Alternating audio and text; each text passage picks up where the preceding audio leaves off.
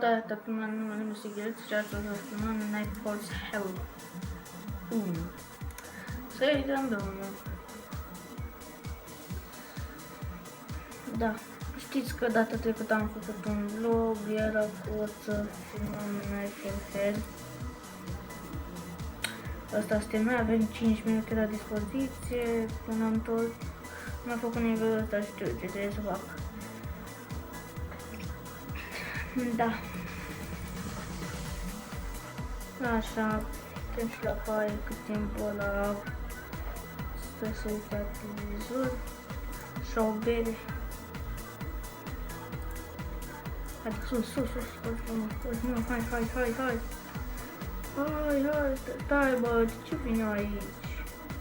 Da, dar puteți să fac aici, așa.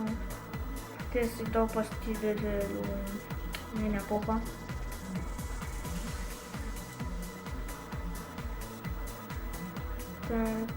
Nenea.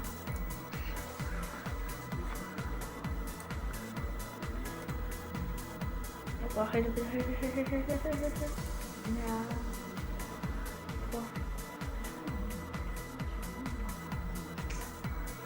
Așa, berea și noi ne putem sus.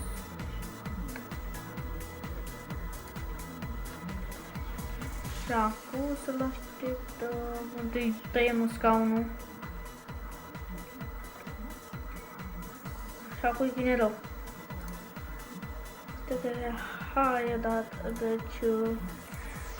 Da, ăsta vomit aici. Și n-a observat că era cu hârtia. Hai. Da, acum observă. Nu mai are cu ce. Se ștergă așa.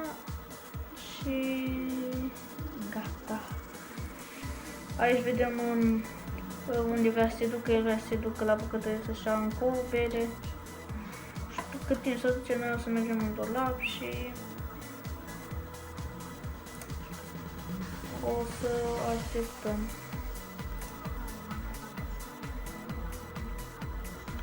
Și da, gata. Acum l-așteptăm liniștit. Ce să vezi? S-a format televizorul. După cum vedeți avem 99. Avem aici 87%, cât la mine vă dacă facem asta este foarte bine. Aici avem 5 din 6 fase am făcut și fiți atenți.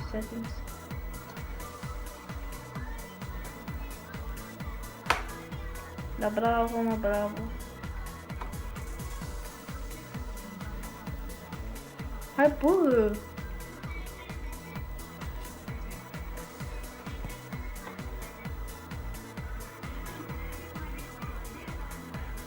Mamă! Dar stați că vreau să pierd, că ăsta trebuia deja să cadă cu scaunul. Și asta se face 5 de 6, ok. O să facem ce să facem? Hai să facem pe ăsta. Da. Și să luăm repede.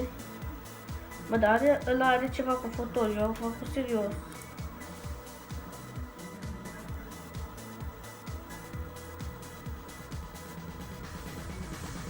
Ce de lipici? Lipiciu. Ce? Da. Deci eu mă aștept chiar bine, că nu mă aștept foarte mult, nici chiar mult. Două faze făcute. Dacă dăm cu click dreapta merge așa în cealaltă, dar la alte nivele. Să luăm asta, punem aici. Și facem aici o... să-mi furi când a făcut ceva el în pantaloni și nu vreau să spună ce.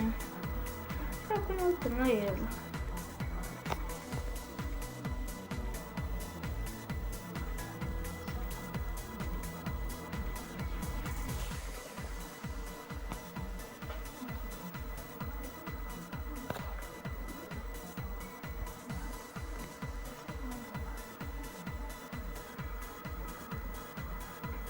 Deci, să văd de timp până upload.